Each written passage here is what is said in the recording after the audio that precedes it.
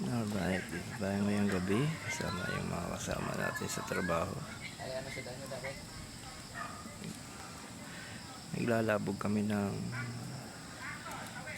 langka. Ang uulamin sa kinabukasan kung open. Yan. Gumamit lang kami ng gatong kahoy. Hindi ka mo nagpakal. Dahil mahal po ang ating gasol. Para ka naman magiging dito.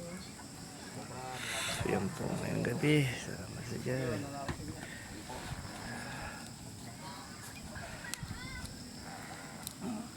Yan po. Lakas ng apoy. Libre. Ang gatong. Marami ditong punong kahoy na tuyo. May igagatong. Maganda nga yun eh. Kasama ka. Hindi talaga yun doon.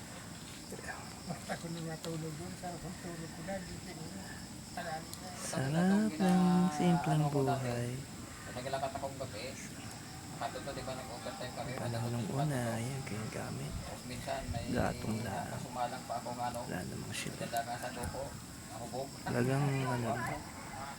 Kaya wala na ako dito. Okay lang Basta tayo, muli walang po tao, at kaya kami tao, po ay mga magkahaponan na. daw kilala. Yan buhay namin dito sa bukid. Tapos, ano mo, lalo na kung madulog pa.